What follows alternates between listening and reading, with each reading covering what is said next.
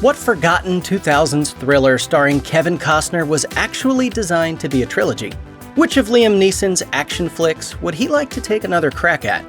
How come the girls from Girls Trip never went on a second trip? Keep watching for the frustrating truth.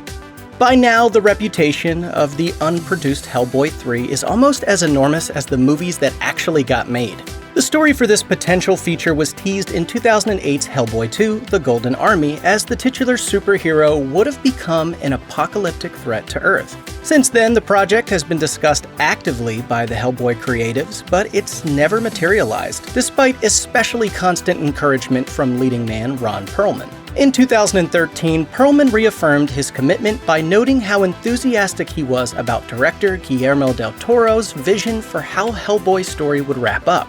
The expansive scope of a potential Hellboy 3 may have excited Perlman and del Toro, but it didn't do much to convince potential financiers. In 2017, del Toro officially confirmed that it was no longer happening, with the focus instead shifting onto a whole new Hellboy reboot that didn't involve any of the creative participants of the first two films.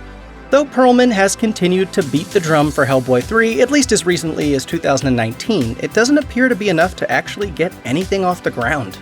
After years and years of dead ends, Will Ferrell and director Adam McKay finally delivered a second Anchorman movie to the world in December 2013. Considering they managed to turn one seemingly impossible comedy sequel into a reality once, it's not inconceivable that they could do it again with 2008's Step Brothers.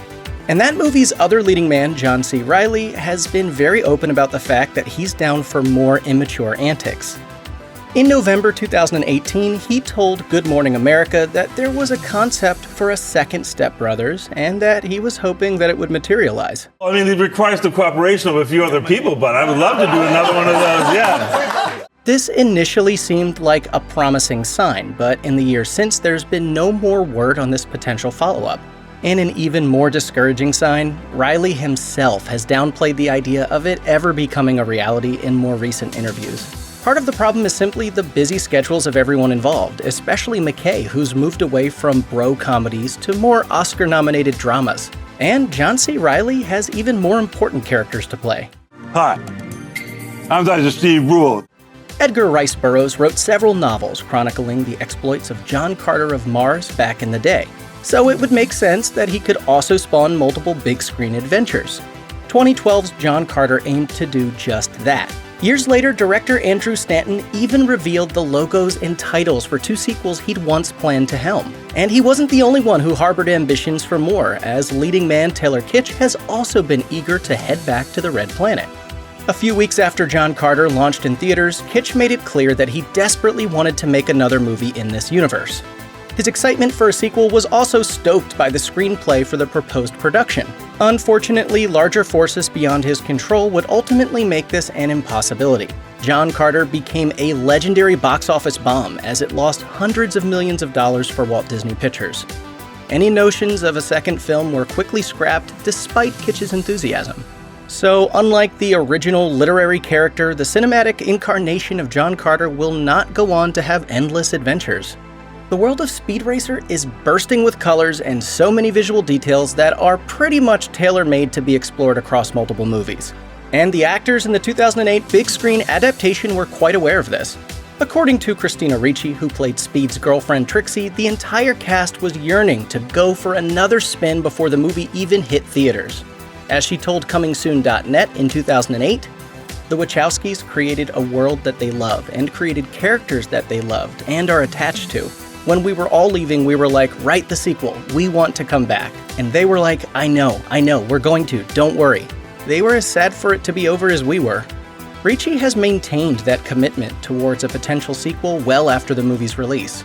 In 2018, she reaffirmed to Cinema Blend both her affection for the Wachowskis and her continued desire to appear in a Speed Racer follow-up. But when the film zoomed into theaters back in May of 2008, moviegoers at large didn't share Ricci's enthusiasm. The movie was a box office dud, as it lost enough money to ensure that no Warner Brothers executive would ever shout, "Go Speed Racer, go again" anytime soon. Will Smith hasn't packed his entire career with endless sequels, but he has turned the likes of Bad Boys and Men in Black into successful franchises. His 2008 starring vehicle Hancock seemed poised to be his latest hit to land a lucrative follow-up. After all, movies about superheroes get sequelized all the time. True, it may have been an original story not based on a pre-existing comic book, but it did star Will Smith, so why should it be any different? By the end of 2008, Smith expressed excitement about what future Hancock movies could deliver, and there seemed to be plenty of potential in the ongoing adventures of this tormented hero. The following year, it looked like things were heading in the right direction as director Peter Berg revealed to MTV News concrete details about the plot, which would be partially a prequel. Alas, a slew of factors began to prevent Hancock 2 from ever coming to life. This included Smith's busy schedule, which saw him concentrating on other projects like After Earth and Men in Black 3. He was still pitching new ideas for a Hancock sequel as recently as January 2012, but there haven't been any further development since then. There's no shortage of adventures that the four members of the A-Team could get into in their days as TV superstars. So the 2010 big screen adaptation appeared like it was also made to spawn a franchise. One of its stars was Liam Neeson, and considering that he returned for multiple Taken installments, it should come as no surprise that he was open to the prospect of signing up multiple follow-ups to the A-Team as well. As he told Contact Music in December of 2010, myself, Bradley Cooper, Rampage Jackson, and Sharlto Copley are very, very keen to do it. New York would be cool, and a couple of other countries too maybe.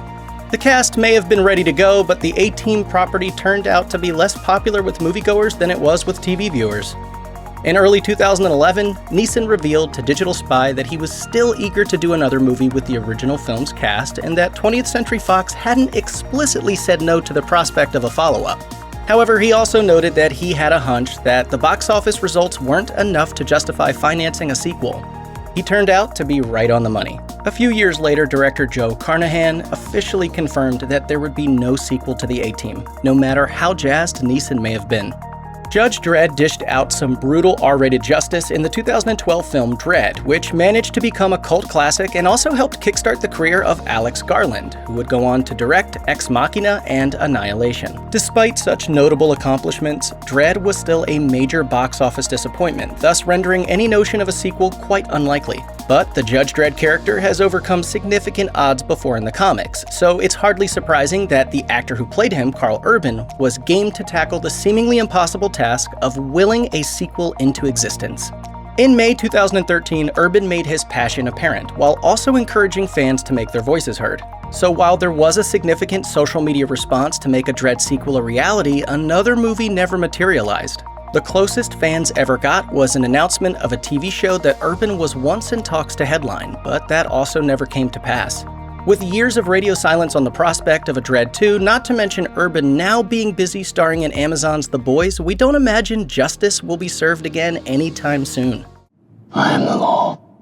The Candyman franchise has featured a trio of sequels, each of them involving Tony Todd reprising his role as the eponymous urban legend in some capacity.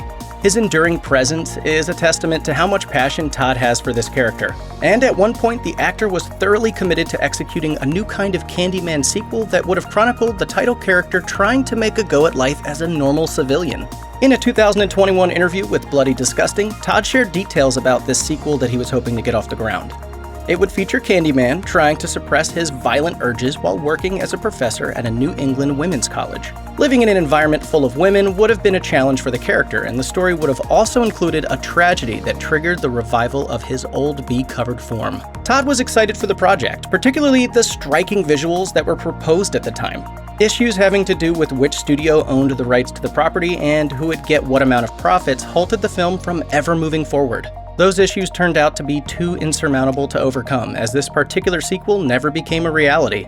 And we shall never be separated again. Many successful comedies have gotten sequels. Everything from Caddyshack to The Hangover, and even smaller moneymakers like Hot Tub Time Machine have been granted follow-ups. Considering this phenomena, it's puzzling how 2017's box office hit Girls Trip has never managed to score a sequel. Making this extra puzzling is how Tiffany Haddish has constantly talked about her excitement on the prospect of taking another trip. In a 2020 interview with Huffington Post, the actress revealed that she and her fellow leading ladies were dying to reunite for a sequel, but obstacles kept getting in the way. Initially, the problem was the lack of a screenplay, before the primary issue then evolved into disputes over the salaries for the leads. At the time of the interview, Haddish said that she was still so excited to do the sequel and that she was preparing to pen a draft of the screenplay herself. There's clearly a lot of effort invested in turning this project into a reality, but it remains to be seen if that will be enough to overcome the problems that have been encountered thus far. Considering that it wasn't a massive box office hit, there's a good chance you've never seen or even heard of the 2007 Kevin Costner serial killer thriller Mr. Brooks. Nevertheless, Costner was game to continue to explore the film's macabre world across future adventures, as Mr. Brooks was designed to spawn not just one sequel but two. As the actor revealed to Entertainment Weekly, this was written with the idea that we would do a couple of others. When the writers first presented the notion to me, I said, "Oh bullshit. I haven't done Tin Cup 2 or Bull Durham 2 or Open Range the early years, so you don't have to try to hook me with that." But when they told me their idea, the hair on the back of my neck stood up. We're hoping this little movie develops a following so we can play this story out the way it should. Costner may have been willing, but the box office returns were weak. That lack of receipts and the eventual financial problems faced by distributor MGM ensured that Mr. Brooks would not be getting a sequel, let alone a trilogy. Maybe it's more likely that Tin Cup 2 will eventually tee off. Well then do it. Quit f***ing around. Check out one of our newest videos right here. Plus, even more Looper videos about your favorite movies are coming soon. Subscribe to our YouTube channel and hit the bell so you don't miss a single one.